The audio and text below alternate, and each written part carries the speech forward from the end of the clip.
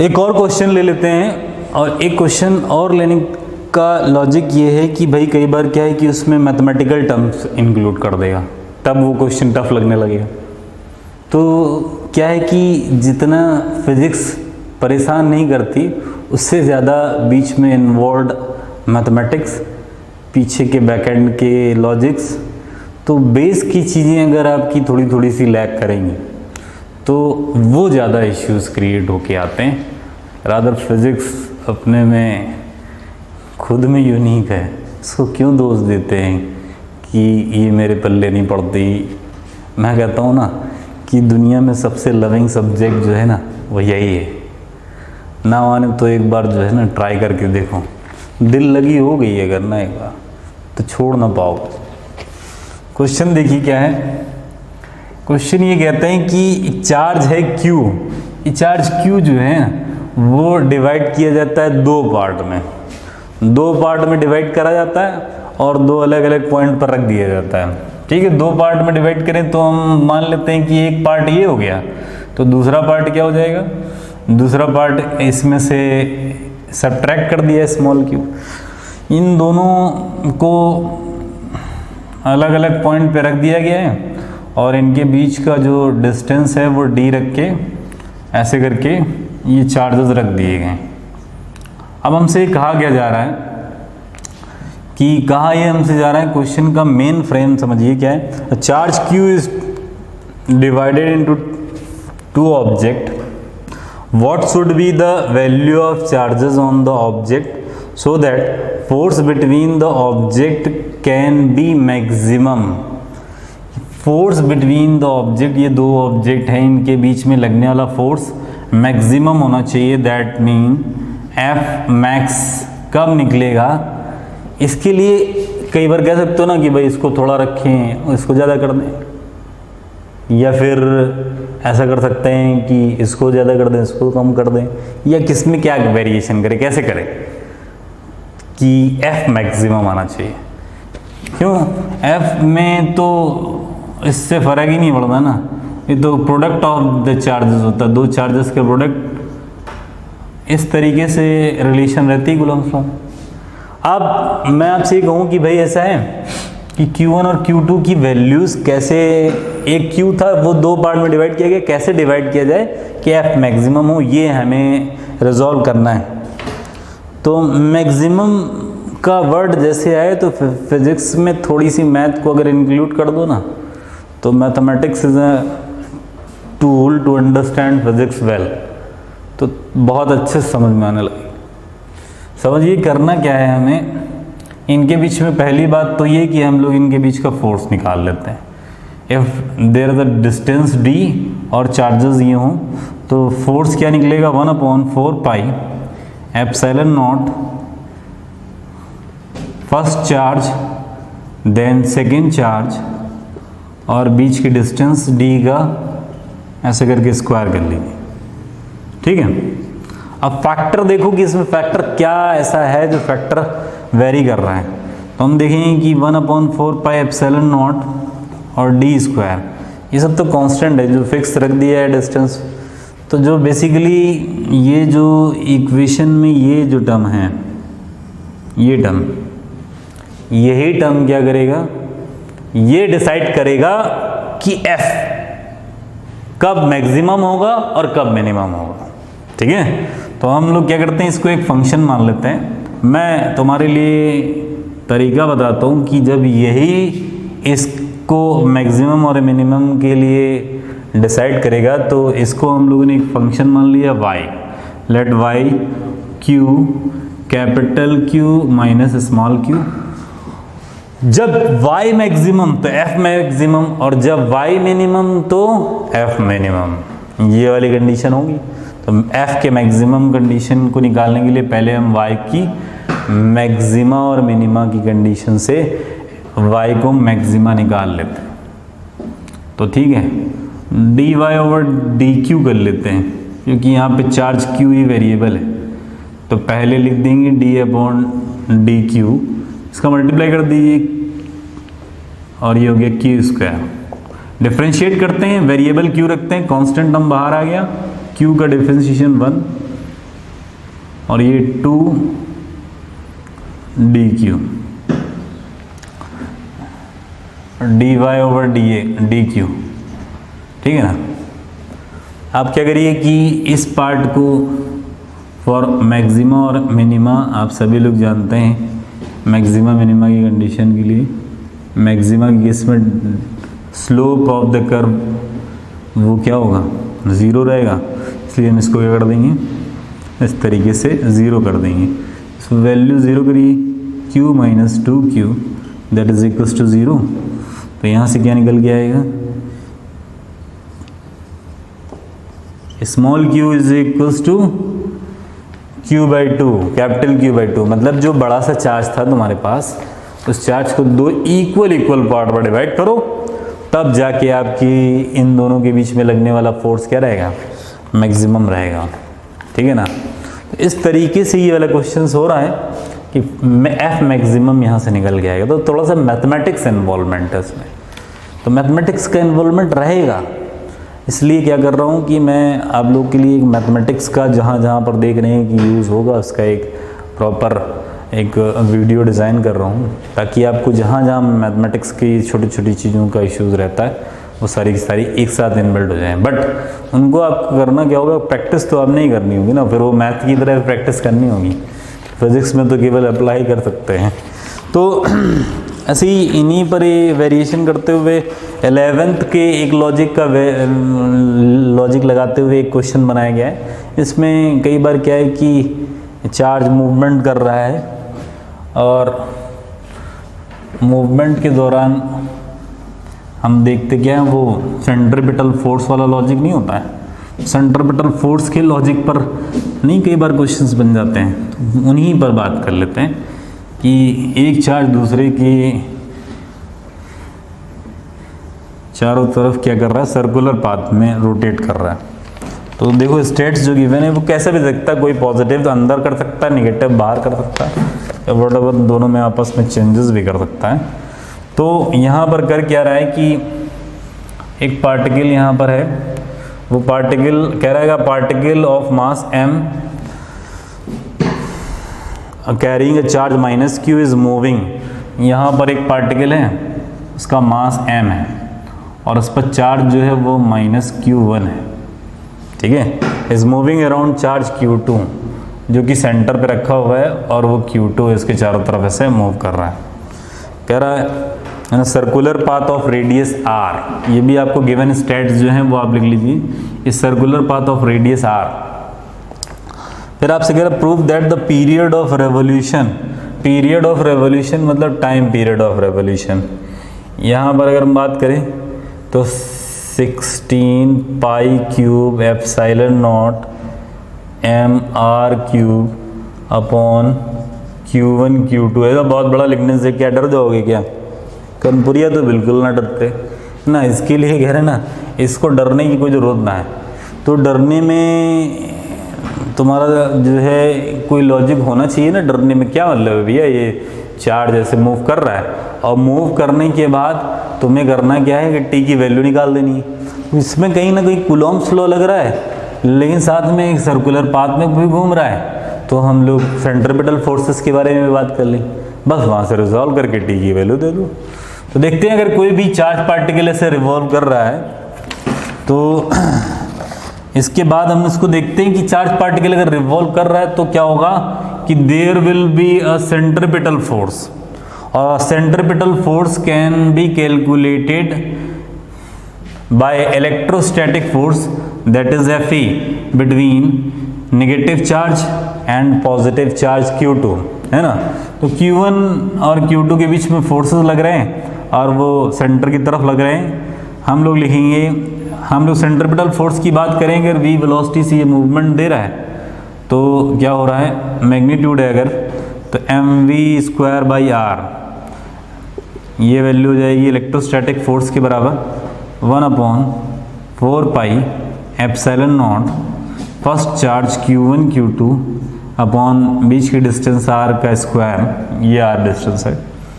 आप करो क्या, यहाँ से देख के केवल आप क्या निकाल लो, मुझे तो लगता है वेलोसिटी निकाल लो और बस वेलोसिटी निकालने के बाद फिर काम हो जाएगा। तो यही कर सकते हैं, तो वेलोसिटी निकाल लेते हैं 1/4 pi epsilon naught Q1 Q2 upon m। Velocity देखेंगे, अंडर रूट लगा देंगे, तो ये आपकी वेलोसिटी हो गई। ठीक है, 4 पाई epsilon naught Q1 Q2 upon m। ठीक है, अब वेलोसिटी बदल गई। अब यहाँ सर्कुलर पाथ में घूम रहा है, तो कितना घूमेगा भाई, घूमते हुए अगर हम देखें कि टाइम पीरियड क्या होता है, ये टोटल डिस्टेंस ले लेते हैं और यहाँ पर हम लोग क्या रख देंगे, किस वेलोसिटी से मूव कर रहा v रख देंगे। तो डिस्टेंस की बात करें तो 2 पाई r सर्कुलर पाथ में सर्कमफेरेंस 2 पाई r। और जब हम डिस्टेंस की वेलोसिटी की बात करें तो वेलोसिटी ये रहेगा under root 1/4 pi epsilon naught Q1 Q2 upon m। ठीक है, तो यहाँ पर हम देख रहे हैं कि क्या r है, हाँ है। तो फिर अगर मैं चाहता हूँ कि ये सब भी जनाब अंदर ही आ जाए इसके, तो करें क्या, इसको अंदर अगर लाना है तब करें क्या, इसके अंदर ही, तो सब तो अंदर दिख रहा है, तो हम चाहते हैं कि ये सब जो है इसके अंदर ही आ जाए, तो ज़्यादा अच्छा रहेगा। तो ठीक है, तो आप क्या करो, पूरे का रूट ले लो और पूरे का ही स्क्वायर कर लो, ऐसे कर लो। तो ठीक है, तो टाइम पीरियड की बात करते हैं। तो पहली बात तो पूरा स्क्वायर चाहिए, तो यार ये पूरा स्क्वायर हो गया। लेकिन अगर इस पूरे मुद्दे को अगर तुम स्क्वायर के अंदर लेके जाना चाहते हो, अगर तुम चाहते हो ये स्क्वायर के अंदर चला जाए, तो तुम्हें क्या करना पड़ेगा, इतने पूरे का 1/4 pi epsilon naught Q1 Q2 upon m। अगर इसको बाहर निकालेंगे तो ये वैल्यू आ जाएगी। देख लीजिए, ध्यान से देखिए, अगर मैं इसको रूट से यहाँ से बाहर निकालूंगा तो अंडर रूट में आ जाएगा। ठीक है, फिर अगर मैं इसको ऐसे लिख देता हूँ, क्या लिख दूँ, 2 की जगह 4 लिख दूँ, पाई की जगह पाई स्क्वायर लिख दूँ, r की जगह r स्क्वायर लिख दूँ। अब इसको अगर मैं बाहर निकालूँ तो ये आ जाएगा। अब ऐसा क्यों कर रहे हैं भाई, ऐसा क्या ज़रूरत क्या आ रखी थी भाई, का आंसर लाना है, क्या करें, मजबूरी है, तो आंसर लाना है, तो ऐसे ही कर देते हैं। यहाँ से लाएँ, ये वैल्यूज़ जो है नीचे वाली ये ऊपर जैसी जाएंगी, तो आपके सामने रिजल्ट क्या आएगा, देखिए 4 पाई स्क्वायर r स्क्वायर, और ये हो जाएगा 4 पाई एप्सिलॉन नॉट m। नीचे जो बच रहा है वो केवल Q1 Q2 बच रहा है। अब समझो इसको, और समझो और आंसर दो। यहाँ पे कुछ छूटे उटे नहीं, ध्यान रखिएगा, छूट रहा है इसीलिए कह रहे थे छूटे उटे नहीं। एक r से r काटा था, तो यहाँ पे r बचेगा, ये r का इस्तेमाल यहाँ कर लीजिए, r बचेगा, तो ये r की वैल्यू जो है नीचे रहेगी। जैसे ये वैल्यू है ये mr ऊपर जाएगा, तो एक और r जाएगा। अब देखिए सॉल्व करिए, मल्टीप्लाई करिए, 16 पाई है तो पाई क्यूब, फिर क्या हो गया, सॉरी आर, पाई क्यूब कहाँ हो गया, हाँ पाई क्यूब हो गया, आर की के हिसाब से आर क्यूब भी हो गया, लो सही है, फिर एप्सिलॉन नॉट भी हो गया, बहुत बढ़िया। और क्या है, एम है तो एम भी लिख दो, और अच्छी बात है। डिवाइडेड बाई क्या है, Q1 Q2, आंसर किसका है, टी का। इसमें कुछ मिसिंग हो तो देख लूँ, 16 पाई एप्सिलॉन नॉट m है, r क्यूब है, Q1 Q2 सब कुछ है, बिंदास प्रूफ सूट।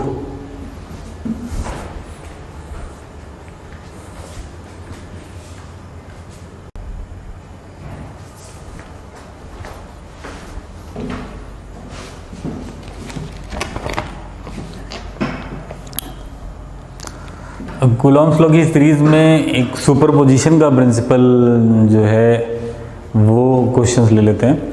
सुपरपोजिशन प्रिंसिपल क्या है कि भाई कई बार कई सारे चार्जेस अलग अलग डिस्टेंस पे रखे रहते हैं और उसकी वजह से किसी एक चार्ज को प्रताड़ित कर रहे होते हैं। दूसरा चार्ज वहाँ रखा है, दूसरा वहाँ रखा है, वहाँ रखा। अब सब मिल के एक पे फोर्स लगा रहे हैं, दबाव बना रहे हैं, प्रेशर क्रिएट कर रहे हैं, है ना। जैसे कई सारी राजनीतिक पार्टियां या उनके कई सारे एमएलए या एमपी मिल के ना किसी एक पर्टिकुलर आदमी को जब घेरते हैं ना, तो मिल के इधर से भी, इधर से भी, इधर से भी, इधर से भी, चारों तरफ से भाई उसकी जान ले लेते हैं। वो बेचारा करे तो क्या करे, इसको लगता है भगवान मैं सही भी कर रहा हूँ, तो कब इतना ज़्यादा प्रेशर आ गया है, चारों तरफ से इतना फोर्स लग रहा है कि वो समझ नहीं पाता है। क्यों? तो डायरेक्शनली फोर्स सारा का सारा ऐड होके उसकी हालत ख़राब कर देता है। तो उसी तरीके से एक क्वेश्चन यहाँ पर दिया हुआ है। क्वेश्चन में क्या कह रहा है कि एक्स एक्सिस पर क्या है, यहाँ ओरिजिन है, यहाँ पर आप चाहो तो यहीं वाई एक्सिस बना लो, लेकिन ये चाहत आपकी जो है किसी काम की नहीं, क्योंकि वाई एक्सिस पर कुछ रखना नहीं है। रखना कहाँ पे, सब का सब यहाँ पे जो है एक्स एक्सिस पे ही चार्ज रखना है। तो देखिए मैं क्वेश्चन को एग्जैक्टली क्या है वो पढ़ देता हूँ। इनफाइनाइट नंबर ऑफ चार्जेस, अच्छा इनफाइनाइट नंबर ऑफ चार्जेस मतलब चार्ज यहाँ शुरू करेंगे, फिर जितने मन करना है उतने रखते चले जाइए लास्ट तक, लेकिन रखने का ऑर्डर जो है वो इसके हिसाब से चलेगा। जैसा क्वेश्चन में दे रहा है क्या कि ईच इक्वल्स टू, जो चार्जेस हैं वो Q1, Q2, Q3 अगर मैं ऐसे करके रखता चला जाऊँ तो सारे चार्जेस 5 माइक्रोकूलम के हैं। ऐसे करके मैं अगर कहूँ आपसे एंड सो ऑन, जो जितने भी इनफाइनाइट चार्जेस हैं अगर वो सारे 4 माइक्रोकूलम के। चलो ये अच्छी बात बता दी आपने। नेक्स्ट जो है एक्स एक्सिस पर अगर हम बात करते हैं तो कह रहे हैं कि एक चार्ज रखा हुआ है x1 पे, तो यहाँ Q1 रख दिया। दूसरा चार्ज रखा है, ऐसा करते हैं इन सबको मान लेते हैं भैया Q, और बाद में ये लेतन ख़त्म करते हैं। इसके बाद क्या है कि ये x2 पे रखा हुआ है और x2 2 सेंटीमीटर पे है, यहाँ पे भी Q रखा है। दूसरा कह रहा है कि 4 सेंटीमीटर पे रखा है, तो ठीक है ये 4 सेंटीमीटर पे रख दिया। मीटर पे है, सॉरी हाँ सब मीटर पे है, सेंटीमीटर पे नहीं मीटर पे रखते हैं। बहुत अच्छा है, मीटर सेंटीमीटर कन्वर्ट नहीं करना पड़ेगा। नेक्स्ट कह रहा है 8 पे, ये कौन सा ऑर्डर है भैया, 8 सेंटीमीटर पे रख दिया। पहले 1 पे, फिर 2 पे, फिर 4 पे, फिर 8 पे। अच्छा तो ये जो है इस तरीके का ऑर्डर क्रिएट करने की कोशिश कर रहे हैं कि ये जो डिस्टेंस है इसका वेरिएशन अगर देखें तो ये डिस्टेंस जो है जीपी में वेरिएशन में जा रही है, तो ये Q की वैल्यू यहाँ पर ऐसे रख रहे हैं, ठीक है, और इसको इस तरीके से आगे बढ़ाते हैं। यार फिर हमसे ये क्या आ जा रहा है क्या कि find the total force on a charge on 1 coulomb placed at origin. Origin पे एक चार्ज रखा हुआ है, वो कितना है 1 कूलम का है, ये 1 कूलम का है, इस जगह पे रखा हुआ है। इस पर बताना है कि कितना फोर्स लगेगा। तो जैसे मैंने बताया कि सुपरपोजिशन प्रिंसिपल पे क्या करो भाई कि सुपरपोजिशन प्रिंसिपल पर होता है ये, अकॉर्डिंग टू सुपरपोजिशन प्रिंसिपल वो सारे के सारे फोर्सेस का हम लोग वेक्टर समेशन ले लेते हैं। तो यहाँ पर भी देखो ये वाला भी इस पर फोर्स लगाएगा, ये भी इस पर फोर्स लगाएगा, ये भी इस पर फोर्स लगाएगा, ये भी इस पर फोर्स लगाएगा, और बाकी जो इनफाइनाइट तक ऐसे चलते चले जा रहे हो ये सारे के सारे क्या करेंगे इस पर फोर्स लगा रहे होंगे। तो अगर मैं नेट फोर्स बात कर लेता हूँ कि नेट फोर्स क्या होगा, तो अकॉर्डिंग टू सुपरपोजिशन प्रिंसिपल ये 1/4 पाई एप्सिलॉन नॉट करते क्या है, पहला चार्ज और डिस्टेंस 1 स्क्वायर कर देते हैं, दूसरा चार्ज Q डिस्टेंस यहाँ से यहाँ तक की डिस्टेंस ले लोगे कितना हो जाएगा। ऐसे नहीं समझ में आ रहा तो ऐसे समझो ना, R1 स्क्वायर कर लो, फिर यहाँ से यहाँ तक की डिस्टेंस को R2 कह लो, तो ये R2 स्क्वायर हो जाएगा। तीसरा चार्ज है यहाँ से यहाँ तक की डिस्टेंस को R3 कह लो, तो R3 का स्क्वायर हो जाएगा। ऐसे चलते चले जाओ Q/R4 का स्क्वायर। लेकिन अभी नहीं रखे हो तो क्या कभी नहीं रखोगे, वैल्यू तो रखनी पड़ेगी ना तुम्हें। 1/4 पाई एप्सिलॉन नॉट चार्ज की वैल्यू अभी नहीं रखे हो तो कभी तो रखोगे ही। चलो जब रखोगे तब तक का इंतज़ार करते हैं। यहाँ पर वैल्यूज़ डालते हैं, 2 का स्क्वायर 1/3 नहीं दिया है भाई, ये ध्यान देना है, ये 4 दिया है, ऑर्डर थोड़ा दूसरे ढंग का ले जा रहा है। फिर क्या है ये 8 का स्क्वायर ऐसे करके जा रहा है, ऐसे दे रहा है। तो इतने का अगर मैं तुमसे कहूँ कि भाई ऐसे करो कि इसका समेशन निकाल लो, तो निकाल लो। अगर इनफाइनाइट तक जाता है तो क्या होता है, s is equals to a upon 1 minus r. a की वैल्यू अगर मैं देखूं तो ये 1 रहेगी, 1 अपॉन 1 माइनस आर की वैल्यू देखें तो T2 अपॉन T1 कर लो, निकाल लो आर की वैल्यू T2 बाई T1 करके, कितनी वैल्यू आएगी 1/4 अपॉन ये कितनी आएगी 1/4, वैल्यू डाल लो 1/4, रिजल्ट निकाल लो 4 माइनस 1 और ये 4 ऊपर चला गया 4/3, ये वैल्यू क्या हो जाएगी, s की वैल्यू है, यहाँ पर इतने की जगह 4/3 रखता हूँ तो ये हो जाएगा q 4πε0 और यहाँ आ गया 4/3। इन सब की वैल्यूज़ पुट करिए जो वैल्यूज़ दी हुई हैं। अब इनका समय आ गया है, रखिए 4 माइक्रोकूलम, q की वैल्यू 4 माइक्रोकूलम 10⁻⁻6 और 1/4πε0, इसकी वैल्यू भी देखिए तो कितनी होती है 9 × 10⁻⁹ 4/3। अगर देखें 3 से 3 काट पाओ तो बहुत अच्छा है। ये हो गया 16 48, ये हो गया 10⁻3। अभी तुमको और अच्छा लिखना है ना तो ऐसे लिख दो 10⁻, ये वाला पॉइंट इधर लाओगे 10⁻4 हो जाएगा, एफ नेट हो गया, नेट फोर्स हो गया भाई। ऐसे करके निकाल लेते हैं। ए पिम दे दिया, कभी जी पिम दे दे, कभी ए पिम दे दे, कभी एच पिम दे दे, तब तो क्वेश्चन कहाँ, ये प्रिंसिपल तो शुरू किए थे हम लोग सुपरपोजिशन, यहाँ से तो बस यहीं के बाद से तो फिजिक्स ख़त्म हो जाती है, मैथमेटिक्स शुरू हो जाती है, फिर वैल्यू रखना, कैलकुलेशन करना, ठीक है। तो ये चीज़ जो है इस तरीके का एक बेसिक क्वेश्चन बन सकता है। क्वेश्चंस ऐसे जो दिए हुए हैं कि सुपरपोजिशन प्रिंसिपल पर भी बनेंगे, और इन्हीं में से हम लोग क्या है क्वेश्चंस की सीरीज को देखेंगे तो इसी तरीके से चलने वाली है।